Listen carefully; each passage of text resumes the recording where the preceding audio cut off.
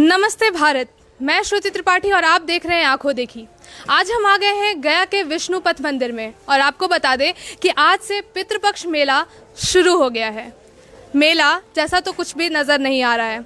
एक दौर था, हाँ दौर ही कहेंगे, जब आज के दिन इस भूमि गया जी में लाखों की संख्या में पिंडदानी आते थे अपने पूर्वजों को मोक्ष तक पहुंचाने के लिए, उनको पानी देने के लिए। ऐसा मान्यता है कि जो भी पिंडदानी यहाँ आता है और पानी देता है या पिंड दान करता है वो सीधा उनके पितरों तक जाता है। मगर कहीं ना कहीं इस कोरोना काल में और इस कोरोना ने पितरों को भी इन सब चीज़ों से अब वंचित रखा है। आप देख पा रहे हैं कि एक वक्त था जब यहाँ पे दूर दूर तक सिर्फ भीड़, लोगों की भीड़ उमड़ी होती थी और एक अलग ही उत्साह नज़र आता था, एक अलग ही मेला का यहाँ पे नज़र आता था। लोग उमड़े होते थे यहाँ पे पिंडदान करने के लिए। मगर वर्तमान स्थिति ऐसी है कि यहाँ दूर दूर तक सिर्फ सन्नाटा ही पसरा हुआ है।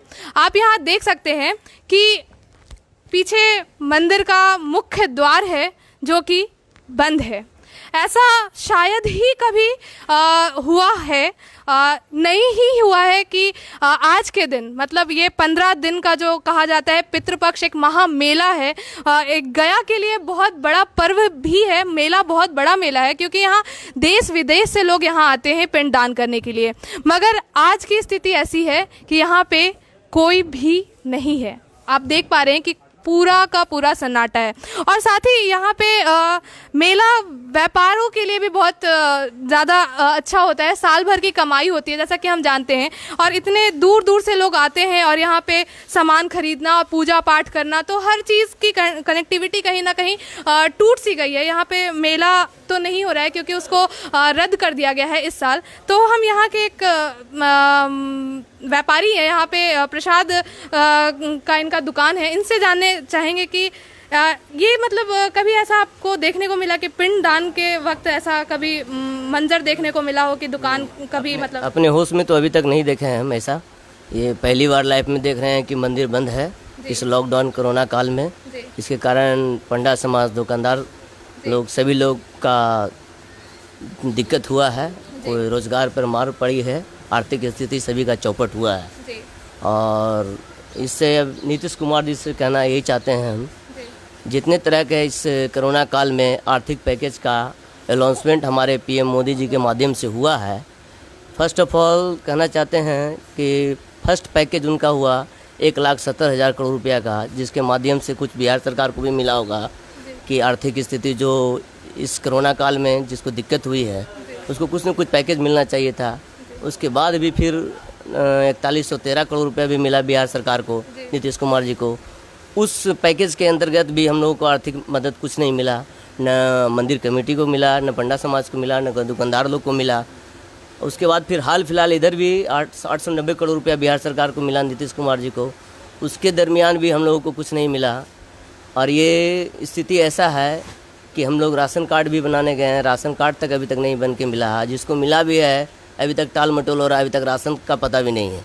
जैसा कि हम सभी यही जानते हैं कि ये जो पितृपक्ष मेला होता है ये कहीं ना कहीं साल भर की कमाई होती है पूरे गया के हर छोटे बड़े व्यापारियों के लिए। और वैसे भी पिछले 3-4 महीने से लॉकडाउन चल रहा है और फिर ये पितृपक्ष मेला का रद्द हो जाना, मतलब आपके आर्थिक स्थिति पे कैसा प्रभाव पड़ेगा? आर्थिक स्थिति पे इससे तो हम लोगों को कम से कम साल भर का तो प्रभाव पड़ा ही पड़ा। आई हम लोग समझिए तो 3 साल पीछे चले गए हैं। गया शहर के टोटल व्यापारी इस मंदिर से जितना सब प्रभावित है, बहुत ही स्थिति गंभीर है हम लोग सभी लोगों को। तब हम नीतीश कुमार जी से, माननीय मंत्री जी से, प्रधानमंत्री मोदी जी से मांग रखते हैं कि हम लोगों को आर्थिक पैकेज कुछ पंडा समाज और दुकानदार समिति के लिए, दुकानदार लोगों के लिए मांग रखते हैं कि हम लोगों को कुछ मदद दिया जाए। हम लोगों को अभी बहुत ही स्थिति बस बदतर है। और ये जो मेला है, जैसे माता वैष्णो देवी का मंदिर जिस तरह से खोल दिया गया, तो ये मुद्दा भी देखना चाहिए कि विष्णुपद मंदिर भी खोला जाए। यदि सब वहाँ भी डिस्टेंसिंग के हिसाब से मंदिर चला सकते हैं तो यहाँ भी बिहार के सीएम जी को चाहिए कि इसको भी डिस्टेंसिंग के हिसाब से चला सकते हैं। जैसे कि आप चुनाव को मद्देनजर रखते हुए उसको डिस्टेंसिंग से चुनाव करवा रहे हैं, जब मत करवा सकते हैं तो पितरों का मतदान भी होना चाहिए, जो पूर्वजों को उद्धार के लिए श्राद्ध किए करते हैं लोग। इस चीज़ पर भी नज़र रखना चाहिए। हमारे सीएम नीतीश कुमार जी को इस पर ध्यान देना चाहिए। और आगे आने वाले चुनाव में यदि ऐसा करते हैं तो आगे जनता ही देखेगी। यदि सही काम करेंगे तो हम लोग वोट उन्हीं को देंगे। मतलब कहीं ना कहीं इस मेला का रद्द होना इलेक्शन पे भी प्रभाव पड़ सकता है, जैसा कि जनता में जो एक जनता कहे या फिर व्यापारी, कहीं ना कहीं एक प्रभाव जो पड़ रहा है यहाँ पे। हम यहाँ पे कुछ और लोगों से भी जानने की कोशिश करेंगे। जैसे आपका भी यहाँ पे दुकान है जी, और जैसा कि देखा जाता था कि यहाँ पे काफ़ी भीड़ होती थी, लोग आते थे। कुछ दूर पे यहाँ पे हमें नज़र आ रहा है कि चाय का भी स्टॉल है, प्रसाद का स्टॉल है। तो किस तरीके का प्रभाव पड़ा है? इस समय का जो माहौल है पितृपक्ष मेला का, आज ये विष्णुपद में आज पहला पिंडदान का मेला होता था। यहाँ लाखों लाख का भीड़ होता था। और इसका प्रभाव यही है कि आप सामने देख रहे हैं जगह बे जगह सभी जगह सन्नाटा है। और इस पर प्रभाव ऐसा ही नहीं है, ये पंडा समाज है, दुकानदार हैं, भिखारी हैं, ये होटल वाले हैं, सभी को फर्क पड़ा है। इसलिए हमारे सीएम साहब से आग्रह है कि जगह पे जगह देख रहे हैं आप, सभी जगह दुकानें मंदिर खुले हैं, तो उसको भी नज़रअंदाज करते हुए भी यहाँ भी खुलना चाहिए। उनके मत में तो यही है कि हमारे के यहाँ मतदान होना चाहिए और पिंडदान नहीं होना चाहिए। बस यही हमारा आग्रह है कि भाई हमारे मेला क्षेत्र में जो भी हैं उनको खोल करके हमारे जो भाई कुछ सालों से वर्षों से हम लोग का 15 दिन पितृपक्ष मेला का आशा रहता है। बस यही हम कहना चाहेंगे और कुछ नहीं। ये कहीं ना कहीं लोग यहाँ पे इस चीज़ का इंतज़ार करते हैं, सालों साल से इंतज़ार करते आते हैं कि कब पितृपक्ष का मेला आएगा, कब उन्हें वो फिर से पूरे साल भर की कमाई पूरा। जी देखिए यहाँ पे हमारे साथ जुड़ेंगे। मेरा नाम हुआ जितेंद्र कुमार मालाकार। मैं तत्काल में अपना मांग रखना चाहता हूँ सबसे पहले प्रधानमंत्री नरेंद्र मोदी जी से। यदि वो चाहेंगे तो सभी राज्य का आर्थिक स्थिति, आर्थिक पैकेज सभी लोगों को मिल सकता है। और माननीय नीतीश कुमार जी से भी मांग रखना चाहता हूँ कि कम से कम तत्काल में हम सभी लोगों को, पंडा समाज को, दुकानदार लोगों को, सभी लोगों को आर्थिक पैकेज से जीरो बैलेंस में कुछ न कुछ राशन के तौर पे या बैलेंस के तौर पे हम लोगों को आर्थिक पैकेज मुहैया करवाएं। हम लोगों को यही आग्रह है हमारे माननीय नीतीश कुमार जी से और प्रधानमंत्री नरेंद्र मोदी जी से, क्योंकि बहुत ही दिक्कत में हम लोग अभी जी रहे हैं। मुश्किल से 20 को 40 को 50 को रुपया कमा पाते हैं, जो कि घर में खर्चा है, बाल बच्चा का स्कूल है, स्कूल का फीस भी माफ़ नहीं किया जा रहा है। हम लोगों को फीस भी देना है स्कूल में, जो कि ये भी विकट समस्या है। न इस पर न नीतीश कुमार जी सोच रहे हैं, न प्रधानमंत्री मोदी जी सोच रहे हैं। स्कूल का फीस माफ़ कराया जाना चाहिए। बिजली बिल है, हम लोगों को बिजली बिल भी जमा करना है लगातार, ये भी बंद। आप देख पा रहे हैं कि किस तरीके की कितनी सारी परेशानियां हैं जिसे जूझना पड़ रहा है इन लोगों को। और इन्होंने जैसा कि अभी कहा कि स्कूल की बात, तो हम आपको बता दें कि स्कूल में अभी ऐसा मंजर चल रहा है कि जो 9th और 10th के स्टूडेंट हैं, अगर वो फीस नहीं जमा कर रहे हैं तो उनको एग्ज़ाम में नहीं बैठने दिया जा रहा है। खैर, ये बात तो स्कूल की हुई, मगर अभी वर्तमान में हम यहाँ पे मेला की बात कर रहे हैं और यहाँ पे हम बात कर रहे हैं विष्णुपद मंदिर की। और कहीं ना कहीं इस मेला के रद्द होने से पूरा का पूरा गया शहर, पूरे गया शहर के हर छोटे व्यापारी और बड़े व्यापारी इससे प्रभावित रहेंगे। यहाँ पे हमारे साथ एक समाज सेवी भी हैं, इनका नाम है जिशान प्रिंस। हम आपसे जानना चाहेंगे आपका क्या इसमें सोच है कि यहाँ पे जो जिस तरीके से मेला को रद्द कर दिया गया है और इतने भारी मात्रा में लोगों को नुकसान सहना पड़ रहा है, इस पर आप क्या कहेंगे? देखिए, जहाँ तक सवाल है अभी कोरोना वायरस का, इस महामारी में लोग हर जगह प्रॉब्लम हो रहा है।